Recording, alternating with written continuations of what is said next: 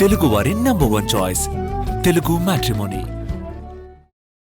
భద్రాచలం భూముల వివాదం చాలా రోజులుగా నడుస్తోందన్నారు తెలంగాణ దేవాదాయ శాఖ మంత్రి కొండా సురేఖ. 7 మండలాలు ఏపీలో కలవడం వల్లే ఈ గొడవ మొదలైందన్నారు.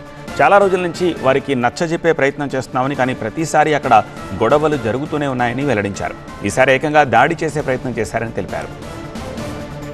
ఈ వ్యవహారంలో ఏపీ ప్రభుత్వం సరిగా స్పందించట్లేదన్నారు మంత్రి కొండా సురేఖ. దీనిపై ఏపీ ప్రభుత్వంతో మాట్లాడాలని డిప్యూటీ సీఎం భట్టి విక్రమార్కను కోరినట్టుగా తెలిపారు. ఈ అంశంపై మరింత సమాచారం మా సీనియర్ కరెస్పాండెంట్ ప్రభాకర్ అందిస్తారు.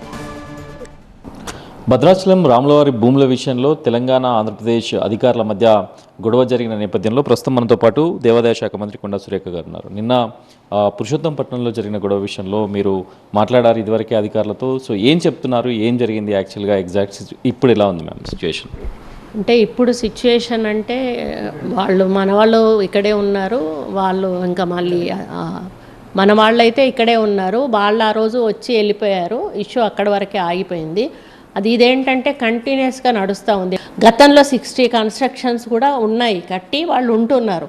వాళ్ళని కదపలేకనే ఇప్పటికీ మేము ఇబ్బంది పడుతూ ఉన్నాం. దానికి తోడు వీళ్ళు ఏంటంటే రిపీటెడ్గా రావడము, కన్స్ట్రక్షన్స్ కందకాలు ఇవ్వడము, గోడలు కట్టడము, ఇల్లు కట్టడానికి ప్రయత్నం చేయడం చేస్తూ ఉంటే ప్రతిసారి కూడా ఈవో గారు సిబ్బంది వెళ్తున్నారు, ఏదో పద్ధతిలో వాళ్ళను కన్విన్స్ చేస్తున్నారు. కానీ ప్రతిసారి కన్విన్స్ చేసినప్పుడల్లా వాగ్వాదాలు అవ్వడము, గొడవలు అవ్వడము ఇట్లాంటివి జరుగుతూ ఉన్నాయి.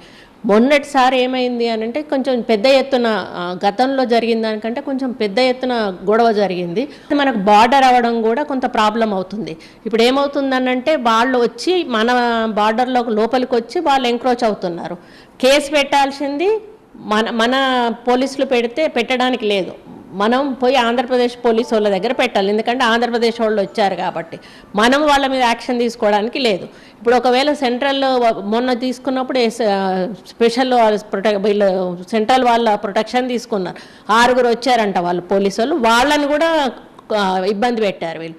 ఒకవేళ మేము సెంట్రల్కు కంప్లైంట్ చేసి సెంట్రల్ ప్రొటెక్షన్ తీసుకున్నా కూడా అక్కడికి వచ్చే వరకు ఆంధ్రప్రదేశ్లో బీజేపీ, టీడీపీ 2 పొత్తుగా ఉన్నాయి కాబట్టి వాళ్ళ మీద యాక్షన్ తీసుకుంటారనే నమ్మకం కూడా మాకు లేదు. కేసులు పెట్టాం, 150 కేసుల వరకు కూడా ఇప్పుడు పెండింగ్లో ఉన్నాయి. ఇప్పటి వరకు కూడా ఒక్క దాని మీద కూడా ఆంధ్రప్రదేశ్ పోలీసులు యాక్షన్ తీసుకోలేదు. దాని మీద మొదలు ఆంధ్రప్రదేశ్ ప్రభుత్వానికి ఒక లెటర్ రాసి సుహృద వాతావరణంలో కూర్చొని దాన్ని పరిష్కారం చేసుకునే ప్రయత్నం చేయడానికి మేము కృషి చేస్తూ ఉన్నాం. వాళ్ళతో మాట్లాడేసి వాళ్ళ డిపార్ట్మెంట్ ద్వారా మనం ఎవరెవరం కూర్చోవాలి, వాళ్ళు ఎవరెవరం కూర్చోవాలి అని కూర్చోబట్టి ఒక మీటింగ్ అనేది అరేంజ్ చేస్తే బాగుంటుంది. ఆ విధంగా గవర్నమెంట్తో మాట్లాడమని చెప్పి నేను డిప్యూటీ సీఎం గారిని కోరడం జరిగింది. నిన్న దాడిలో ఈవో తీవ్రంగా గాయపడ్డారు, వినీత్ కూడా గాయపడ్డాడు. సో దీనిపైన ఏమైనా కేసులు నమోదు చేశారు? ఆంధ్రప్రదేశ్ పోలీసులు అక్కడ కంప్లైంట్ చేశారు, మీరు ఇక్కడ ఏమైనా కేసులు నమోదు చేసే అవకాశం ఉందా? వీళ్ళ మీద ఎట్లాంటి చర్యలు తీసుకునే అవకాశం ఉంది? మంత్రిగా మీరు ఎట్లాంటి భరోసాని ఇస్తారు? ఇక్కడ నుంచి మనం ఏమీ చేయలేమండి. ఎందుకు అనంటే మన పోలీసు వాళ్ళ జ్యూరిస్డిక్షన్లోకి వెళ్ళి వాళ్ళ బార్డర్ దాటి మనం వాళ్ళని అరెస్ట్ చేయడానికి ఉండదు. ఇక్కడ మనం కేసు ఫైల్ చేసినా ఏం చేయలేము. అక్కడ వెళ్ళి కేసు ఫైల్ చేసినా వాళ్ళు ఏం చేస్తలేరు. ఇప్పుడు మనకు వచ్చిన ప్రాబ్లం ఏంటంటే అక్కడ పోలీస్ అయినా కంట్రోల్ చేస్తే ఇది ఆగుతుంది. అక్కడ పోలీస్ కంట్రోల్ చేయడం లేదు, మనం పెట్టిన పిటిషన్స్ని కూడా పట్టించుకోవడం లేదు, వాళ్ళ మీద కేసు పెట్టడం లేదు, వాళ్ళు వస్తే అడ్డుకోవడం లేదు, వాళ్ళు దాడులు చేసినా కూడా వాళ్ళ మీద ఏం చర్యలు తీసుకోవడం, దానివల్ల వాళ్ళు రెచ్చిపోతా ఉన్నారు. కాబట్టి అక్కడ పోలీస్ అనేది ఈ లా అండ్ ఆర్డర్ ప్రాబ్లమ్ను కంట్రోల్ చేసే బాధ్యత అక్కడ పోలీస్ది. వాళ్ళు ఇన్వాల్వ్ అయితే 100% ఈ ప్రాబ్లం సాల్వ్ అవుతుంది. వాళ్ళు ఇన్వాల్వ్ కాకపోవడం వల్లనే నిన్న వాళ్ళు ఒకవేళ చనిపోయారనుకోండి, నిన్న దాంట్లో ఒక్కరి ప్రాణం పోయినా కూడా ఈరోజు ఒక పెద్ద ఇష్యూ అయ్యేది.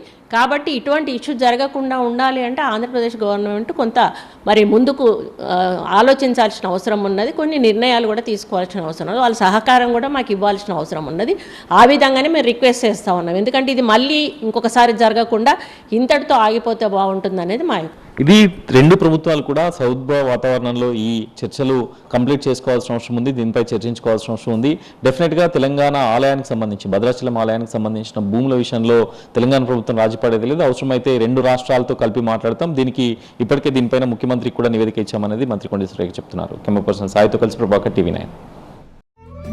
తెలుగు వారి #1 చాయిస్ తెలుగు మ్యాట్రిమోనీ.